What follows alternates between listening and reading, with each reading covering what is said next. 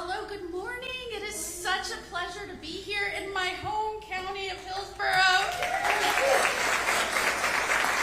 I don't know if you've noticed, but there's been a lot going on in Washington. And so it is so heartwarming to be back home with everyone here.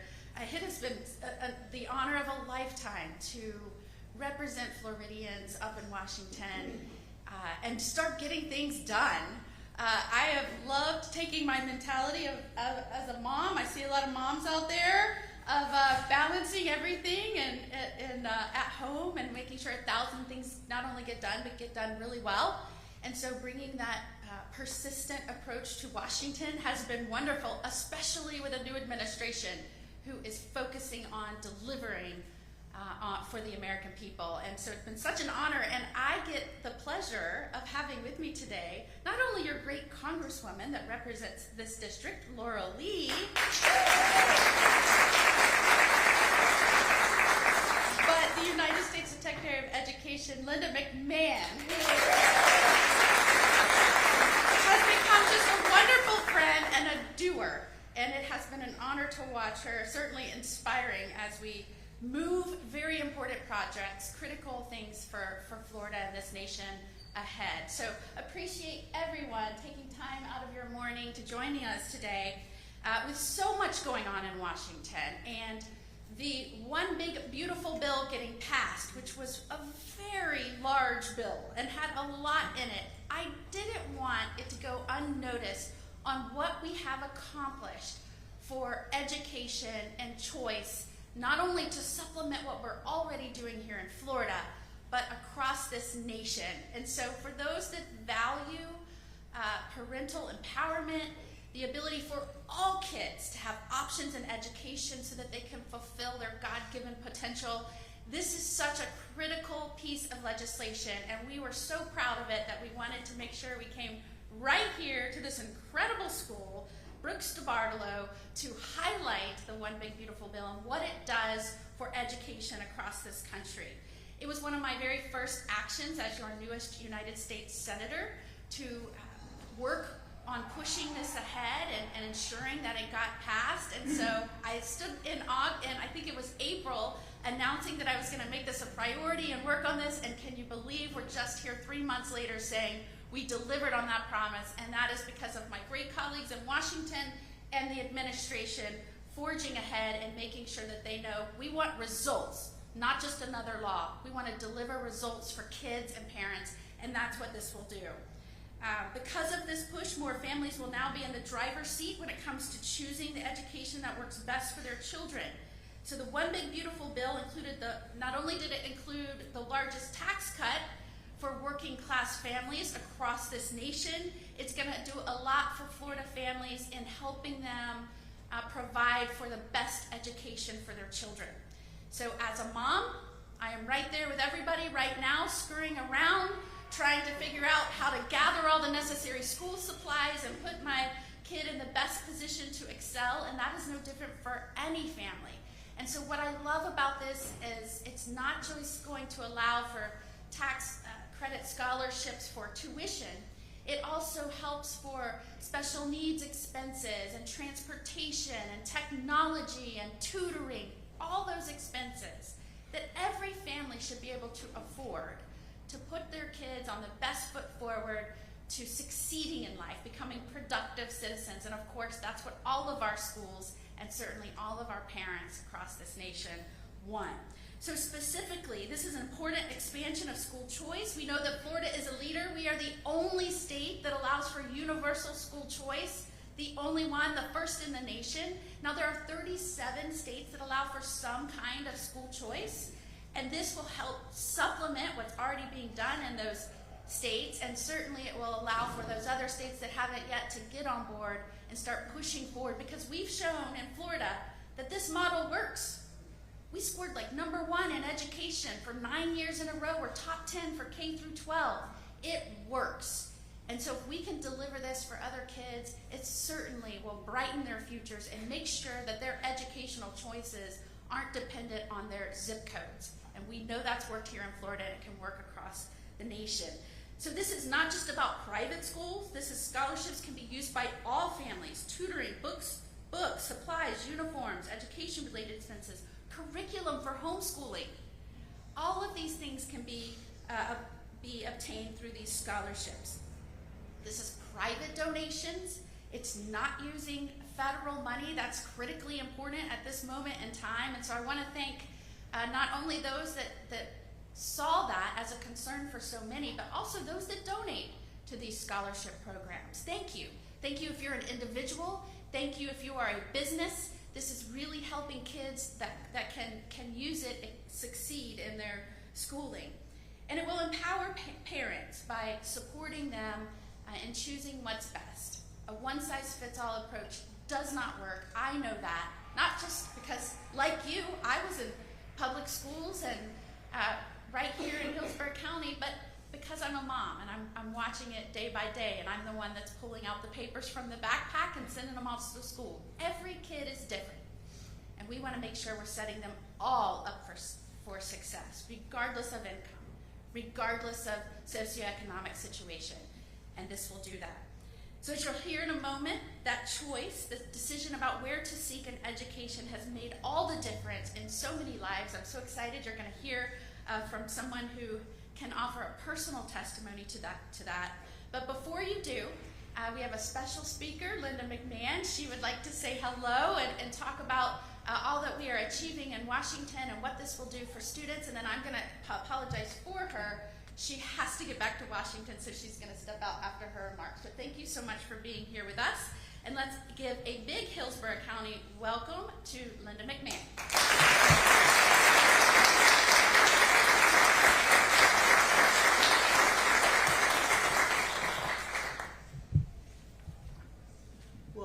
Senator, thank you so much. Actually, was so kind. She's on the Health Committee, and so when I was moving through for my confirmation, she very kindly supported me, and I very much appreciated that. And she's just fun to work with. Don't you like working with her? I mean, she's just so much fun. And I keep trying to get her enthusiasm level up. We're going to get there. We're going to get there any minute now. I just know we are.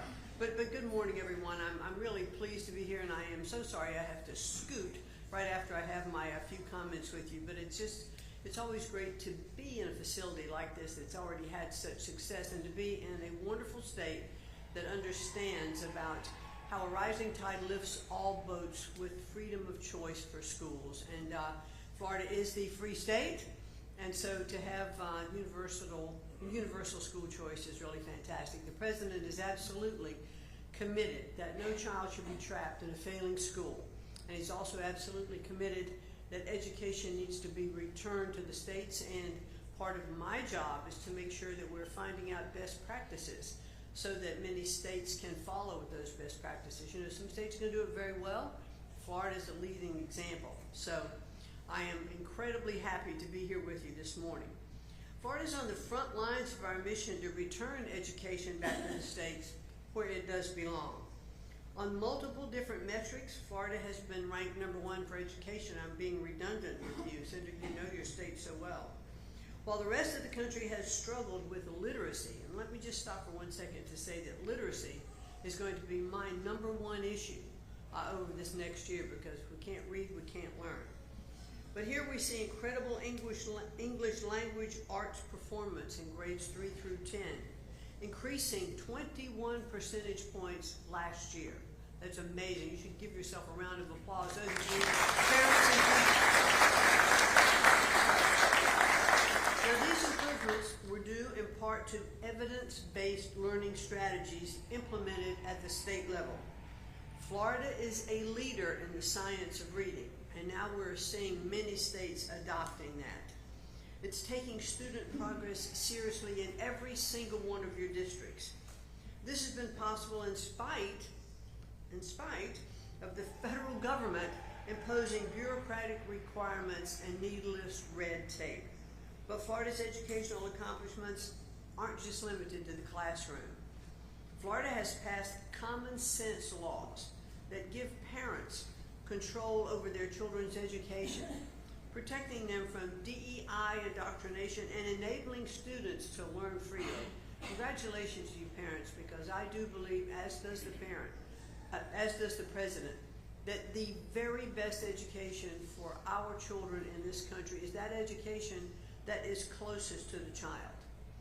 Part of our mission to get government out of the way means putting parents in charge, putting them first, and making sure that they are highly involved in their children's education.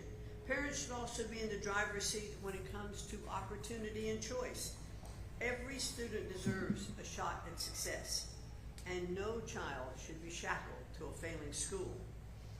Both on the state level here in Florida and on the federal level, thanks to President Trump and Congress, thank you, we are removing those shackles. The one big beautiful bill, or as we like to say at the Department of Education, OB3, it's a little easier to say, established a new federal tax credit scholarship program, which we've been discussing, for K through 12 education to support families choosing private schools or education options that best meet their children's needs. And as the Senator said, it's no one-size-fits-all for education. The program enables individuals to contribute tax-credited scholarship funds that provide scholarships for private school tuition and a host of other education-related services, products, and providers. The program is set to launch in January 2027, but requires Florida's opt-in to become available. Somehow I think that's going to happen. If I were a betting woman, I think I'd say that. I'm confident the Free State will be among the first to opt in because Florida has long led the field in school choice.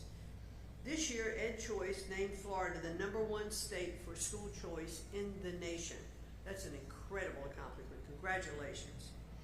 Florida has been consistently ahead of the curve when it comes to programs that empower parents to ensure their children are getting an excellent education, with educational options ranging from public, private, charter, virtual, and even homeschooling.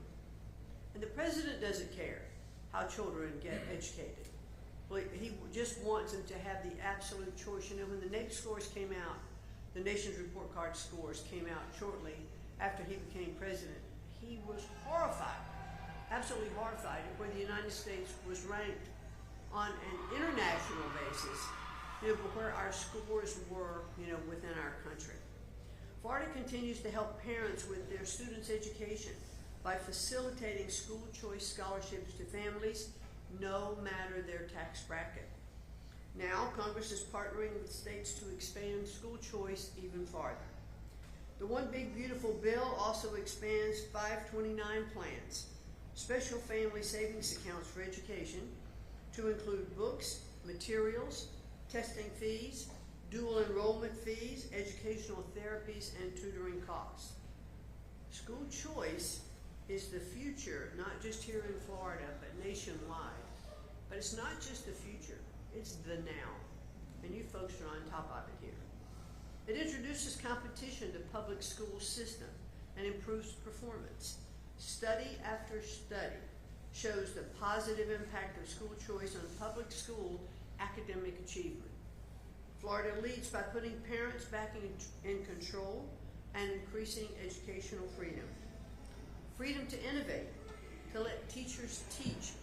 You know, it's been one of my biggest issues that teachers really are handcuffed in their classroom because they spend more time complying with regulations than they are having the innovation to be able to teach. Red tape is just really handcuffing our teachers. And I saw a stat not too long ago that said that 47 cents of every dollar in the classroom, teachers are spending complying with regulation. That's just a shame. Let's get that money to the kids. Let's get that money in the classrooms. Freedom to innovate, to let teachers teach, and to let students explore. This is what motivates our mission to work with Congress and reduce bureaucracy at the federal level. Other states should look to Florida as an example as we prepare to give educational power back to the states.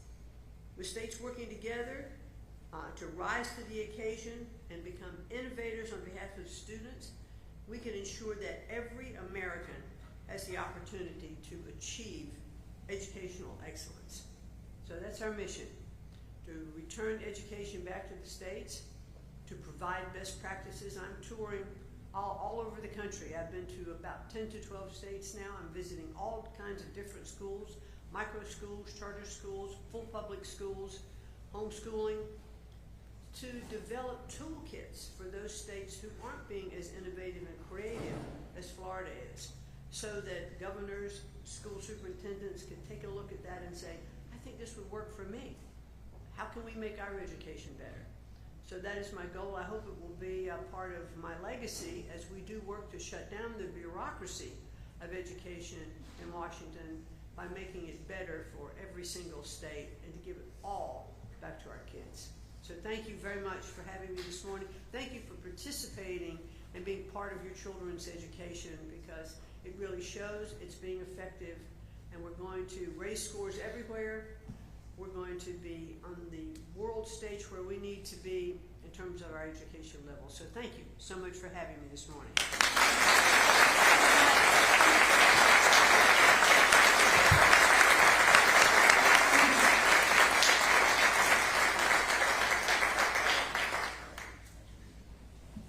Well, thank you, Secretary McMahon, for joining us today. Thank you, Senator Moody, for bringing this group together, and of course, all of you for being here. I want to credit Secretary McMahon and Senator Moody. Both have demonstrated absolutely tireless leadership on behalf of Florida's families. So getting this group together speaks to that commitment, and what we are here today to recognize is such an important step forward for Florida families.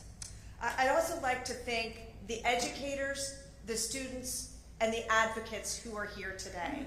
It is your work and your stories that lead us to the right policy decisions. So thank you for being here. Thank you for working with us. Also, I want to recognize and credit the wonderful members of our school board and our State Board of Education for joining us here today. It is through your efforts that Florida has become the national leader that it is in education policy. So as a longtime advocate for school choice and a proud supporter of the One Big Beautiful Bill, I am honored to stand with you to recognize a transformational moment for our children. Here in our community, I had the privilege of serving on the board of the Pepin Academies for many years. It is a public charter school designed specifically for children with learning-related disabilities and unique educational needs. It is one of the most meaningful roles that I have had, and it left me with a very clear belief, and that is that the best educational environment is the one that meets the unique needs of the child.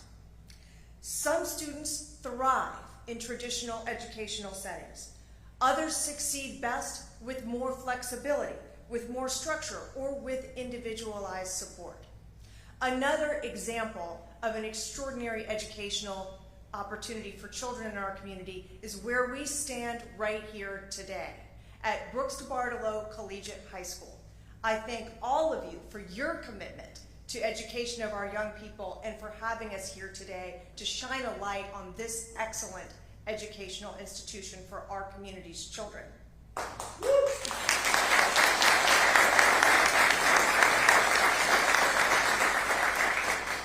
Every child deserves an opportunity to be educated in an environment where they're understood, challenged, and believed in. That is what school choice is all about. And thanks to the Educational Choice for Children Act, now part of the One Big Beautiful Bill, families across America will have access to the tools that make that possible. This legislation creates a federal tax credit for donations to scholarship granting organizations, allowing private support to fund tutoring, tuition, transportation, and special needs services for the children who need them most. This empowers parents, it respects every learner, and it brings opportunities to families. This is not a partisan idea, it is a promise that every child should have the opportunity to thrive.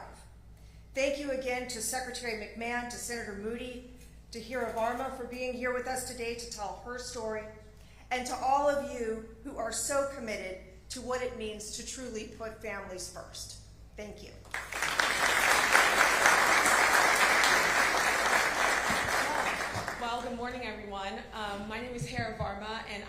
Tampa Bay area, so it's always great to be back home. I will tell you a little bit about my story and then a little bit about what I do now. I'm one of 12 born to 2 immigrant parents from West Africa and from Jamaica. And growing up, my parents told me that the way that we were going to get out of poverty was through education, was through a quality education.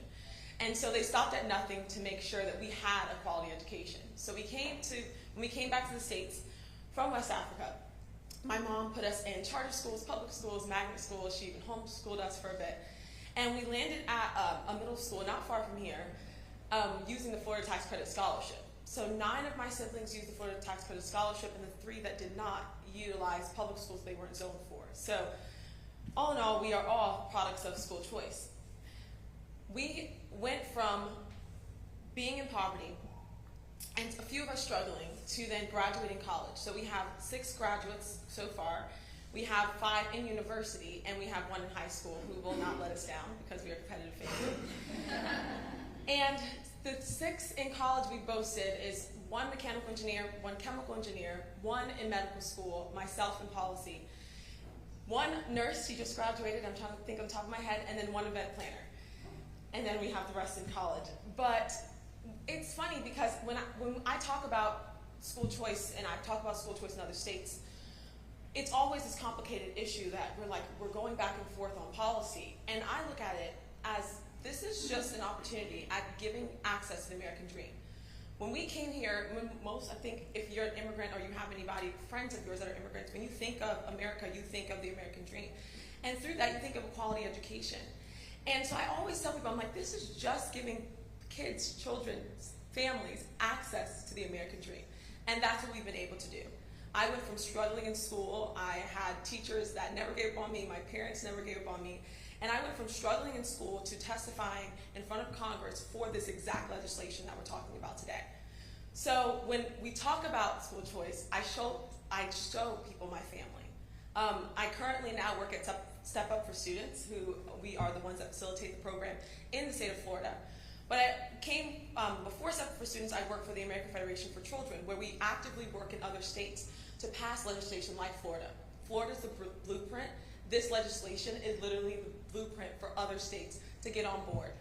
When we think of school choice, I want one thing for you to remember, if you don't remember anything else today, is that this is the American dream. We are losing too many gifted minds, not giving parents access to decide where they send their children. If we get out the way, we will see engineers, teachers, doctors, nurses, lawyers. You'll see, you can only imagine where you'll see these students and what they will become. I never could have imagined talking and testifying in front of a body, the Ways and Means Committee, who asked a ton of questions, by the way. I just want to say, I could have never imagined myself testifying. And I think I continue to keep shocking myself. I think my siblings, we shock each other, and we, again, are competitive. But again, this is the American dream. This is what we should be doing for all students across the country, no matter their zip code and no matter their economic background. So thank you so much for having me today. Thank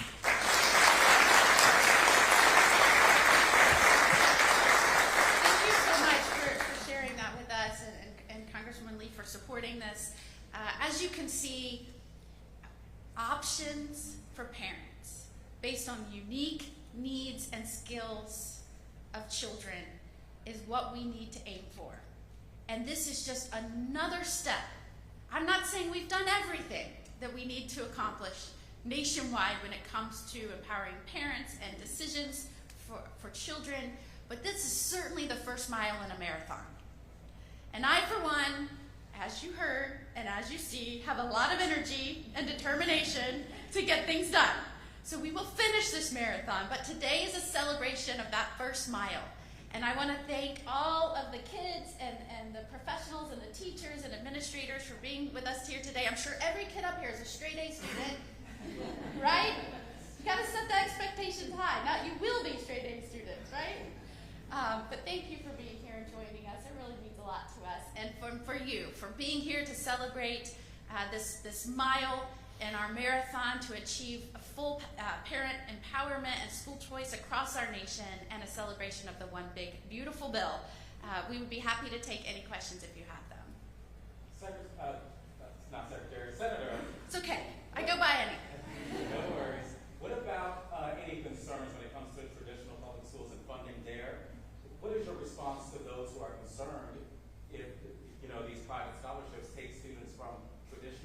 schools, what happens to funding there?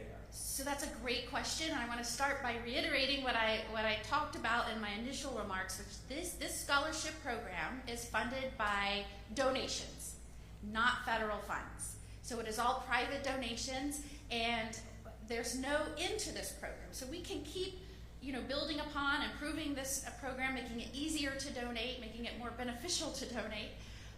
But certainly that is a great question, because I want to again reiterate, this is not federal dollars, this is private donations that goes to these tax credit scholarships. It's encouraging people to give to those that might need a different educational opportunity and foundation based on their specific needs. And I, for one, as I know our legislature and our leaders here, Governor DeSantis and President Trump, are committed to making sure students are achieving we're reaching educational goals, and that is whatever setting. And we're committed to making sure that all of these options have the resources they need to be committed to objective goals that we can deliver for kids across the country.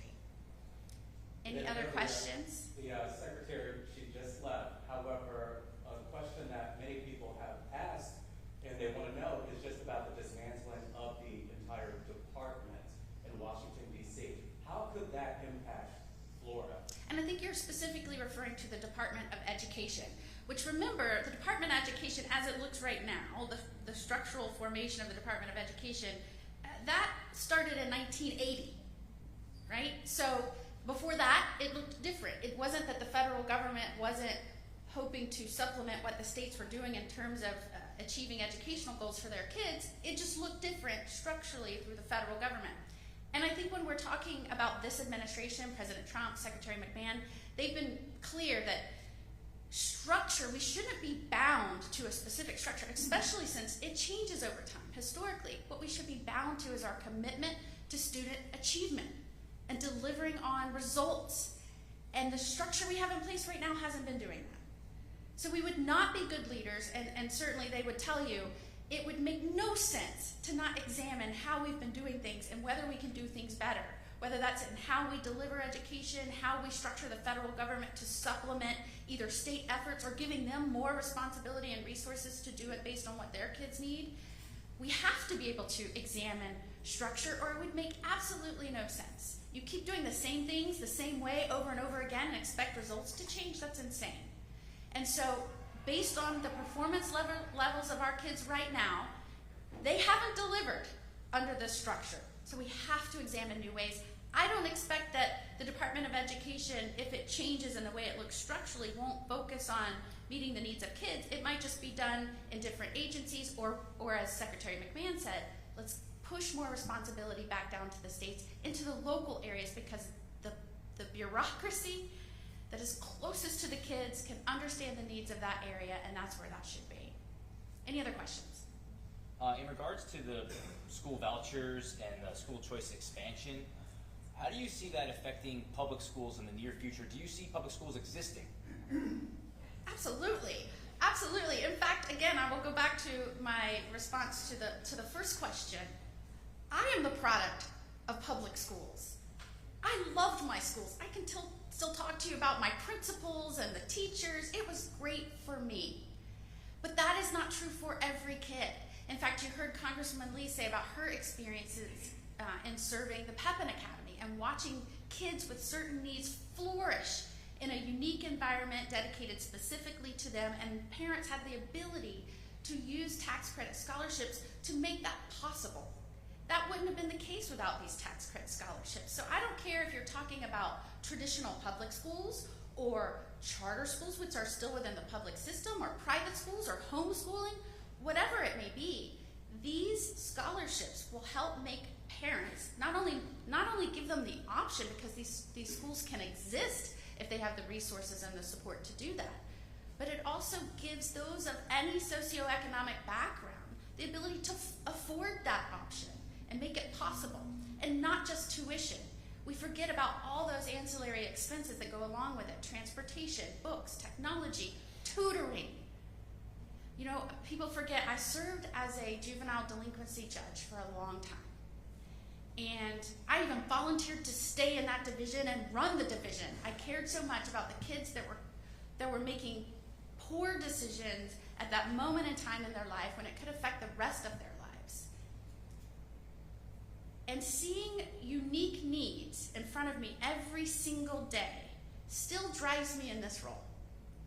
And I know if kids have a place they can go, not only to learn the core academic subjects, but how to be productive, responsible citizens of good character with integrity, want to be a positive influence in this world, and learn every day at a place where they feel valued based on even with their individual needs, and that those are focused on, and that people see a bright future for them, that is so important. And that can be offered in some of these non-traditional educational institutions. So absolutely not. We still must support public schools. They are a big part of the communities in which we live. They are the fabric of many communities, and we will keep supporting them. And I think that's a great question for our leaders in Tallahassee. I believe they would reiterate that here. But certainly this federal program aims to expand options and make sure that every kid has a bright future ahead and the ability to access institutions to meet their individual needs. Any other questions? All right. Oh, yes, ma'am. Thank you, Ashley. My question is, for 14 and a half years, I was in all the schools representing colleges, and they paid me to go out and speak to the students all over the state of Florida, different territories, different schools. My point is, or my question to you is, how do you plan on getting this information to the teachers, to the principals, to the families? Because every single year that I would work with the students, over and over again, they didn't know where the scholarships were, they didn't know how to access information, they weren't sure where they were going to go. That's why I would go out and speak to them as a motivational speaker in the presentations. But I would encourage them to look into their future. They didn't even know you could go to the library and get information. I mean, they didn't understand that because they weren't being encouraged to do that all the time. Now, again, there are teachers that did do that. Why they brought me in? Because I represented Tampa Bay International Capital and alternative education. And now I represent the Army.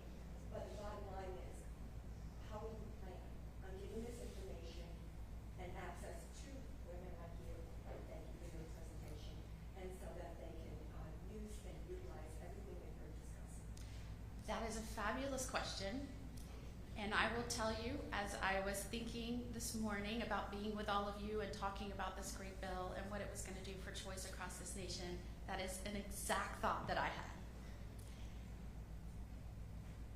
The law will be executed through agency regulations, which, as you heard the Secretary say, will be developed in the next year or so. And I believe, and we will focus on making sure that that is part of that rulemaking process, that they take that into consideration.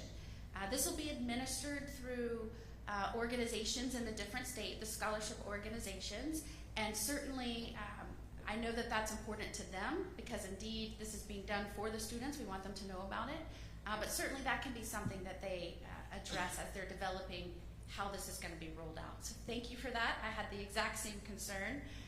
And we will make sure that that's focused on when they start developing it. I would also encourage you and anyone else that is watching this and saying, what is this ultimately going to look like? How can we make sure that this is a success? How can we make sure that the students this is meant to reach and help are actually reached?